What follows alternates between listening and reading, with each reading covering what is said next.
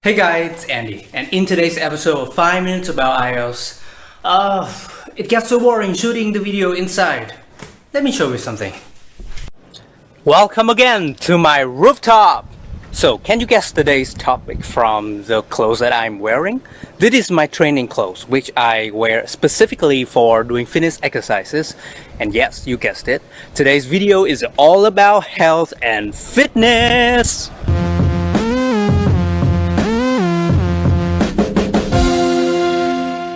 So you know the format of the IELTS speaking part 2, right? You have 1 minute for preparation and 2 minutes to talk. So a lot of people have told me that during that 1 minute of preparation, they don't know how to prepare, they don't have any ideas, and their minds are just totally blank. So how can you take advantage of that 1 minute to generate as many ideas as possible?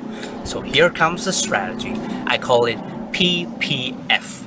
Past, present, and future. The IELTS speaking part 2 is nothing more than just a test of how well and correctly you use 3 kinds of tenses in English. So the examiner will put your tense usage in heavy scrutiny, so you must know how to use the past, present, and future tenses in the right way. So during that 1 minute of preparation, I would draw 3 rows in my paper: the past, the present, and the future. And then I would think of ideas to talk about in each category.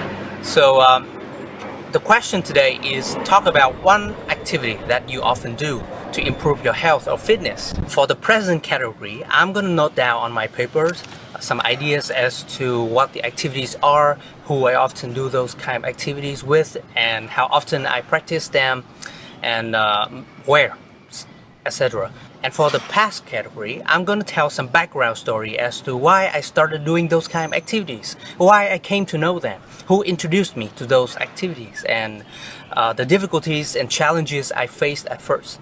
And for the future category, I'm going to say my future plan. Will I keep doing those kind of activities in the future, and will I introduce those activities to somebody else in the future? Things like that. So you see, this PPF strategy is so helpful. It could help you to generate a lot of ideas based on the usage of 3 tenses in English. So now I'm going to demonstrate how I apply the PPF strategy into my answer. Okay, so now it's about 8 in the morning, and I'm going to talk about one fitness activities that I often do at the beginning of the day to improve my fitness. That is yoga. I have just become a yoga practitioner for like several months, but I love it.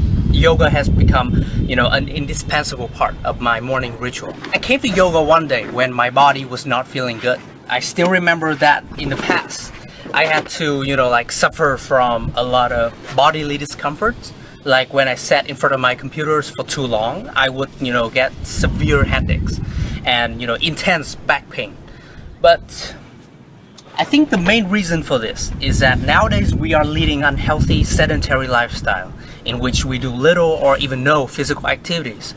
That is the reason why my health at the time was deteriorating.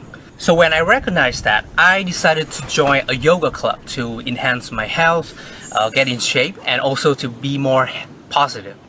When you are feeling physically unsound, it is very difficult for you to be, mentally healthy. There are so many advantages of doing yoga. First of all, that it helps our body become more, refreshing and flexible. So what I'm going to do right now is the sun salutation.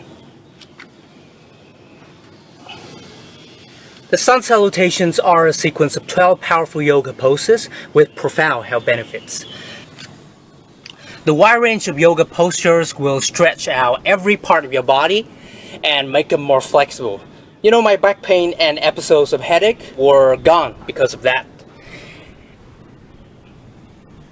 Every time I do yoga, I feel like every cell of my body is vigorously vitalized, and I feel throughout my body a strong sense of exhilaration and ecstasy. Doing yoga can even improve your cardiovascular fitness. So cardiovascular means related to the heart and the blood vessels. So many yoga poses will help you to get your heart rate up as well as to increase the blood circulation. So doing this on a regular basis will definitely improve the condition of your heart as well as to reduce the risk of heart diseases. But those are just the physical health perks of this wonderful exercise. What I like best about yoga is that it helps to improve my mental health as well.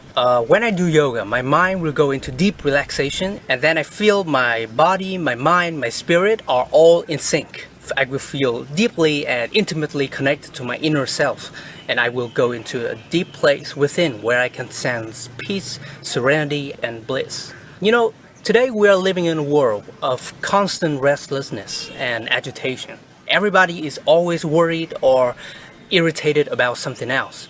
So in a world of chaos like this, yoga helps to calm me down and find my inner peace. Well, I can't speak for all people, to be honest, because I think there are some people who are more health conscious and sportier than other people. But from what I observe from people around me, I think a great many Vietnamese people do not practice and do exercise, physical exercise regularly. A lot of office workers just go to their 9 to 5 jobs, and then at the end of the day, they return home feeling exhausted and reluctant to do any physical activities of any kind. I think that nowadays people are missing out on what matters the most in life, that is our physical well-being. I mean, the wellness of our mental as well as physical health is the most crucial thing in our life right now, and without it, money and material stuff and possessions are of zero value. So I believe that no matter how hectic our schedule is, we should try to squeeze in 30 minutes or 1 hour every day to do physical exercises to improve our health. In today's Speaking Part 3 lesson, we're going to look at all the vocabulary related to active lifestyles, life expectancy, obesity and social health. These are common topics in the IELTS test, and we heard some students recently had these questions in the exam. Health and active lifestyles are topics that could appear in both the writing and the speaking sections of the exam. So you need to be prepared with vocabulary related to this topic. Let's brainstorm some of those ideas now, and then I'll give you some sample questions with some of my model answers. Vocabulary ideas. In the exam, you may want to use some of the following words and phrases. These are higher level academic words, and the examiner will be listening for them or looking out for them when they are reading your writing answers. Obesity, obese. Heart disease, cardiovascular disease. Unhealthy lifestyle, sedentary lifestyle. Balanced diet, high blood pressure, high cholesterol. So now we have some of the vocabulary, we can look at some of the questions and develop some of our arguments and our answers. Question 1. What is the effect of a sedentary lifestyle on a person? Activity is an important way to maintain a healthy lifestyle. First and foremost, if you lead an active lifestyle, this can reduce your blood pressure. Blood pressure is an important factor when thinking about cardiovascular disease. Cardiovascular disease can lead to heart attacks in the future, and in many developed countries now, heart attacks are one of the leading causes of death. Review. During my speech, I used good vocabulary such as first and foremost, one of the leading causes of. Question 2. Should governments regulate the amount of activity citizens do? As far as I'm concerned, governments shouldn't regulate activity. It should be the responsibility of both the individual and the government to increase the amount of activity they do on a day-to-day basis. In my view, governments should provide education to teach people how important an active lifestyle is. Citizens should understand the relationship between leading a healthy, active lifestyle and the effect it has on life expectancy.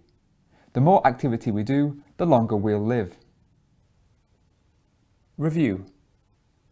In this answer, I used filler phrases such as far as I'm concerned, in my view, in my opinion. And I also use good language, such as on a day-to-day basis, leading a healthy, active lifestyle. Tip. During part 3 of the IELTS speaking test, you need to develop some logical and reasoned arguments. Be prepared for many different types of questions in part 3, but remember, they are always linked to the topic of part 2. But I know that many students really struggle because they don't understand the question that the examiner is asking. So what do? Well, fortunately, I'm here to give you some ideas on what you can say to the examiner if you don't understand. More vocabulary ideas. So, if you're in the exam and you don't understand the question, it's much better for you to ask the examiner to give you the question again rather than answering the wrong question, because this will make you lose marks. So, you can use the following words and phrases to ask the examiner to give you the question again. Phrase 1. Would you mind repeating that, please?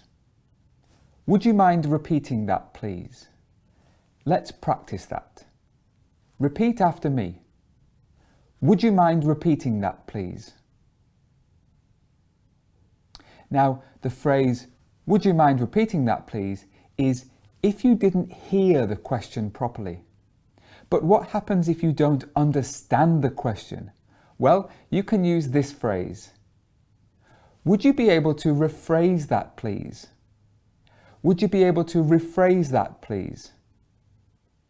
So that phrase is if you don't completely understand the question and you would like the examiner to say it in a slightly different way. Let's repeat that. Would you be able to rephrase that, please? Summary. So, in today's session, we've looked at the topic health and active lifestyles.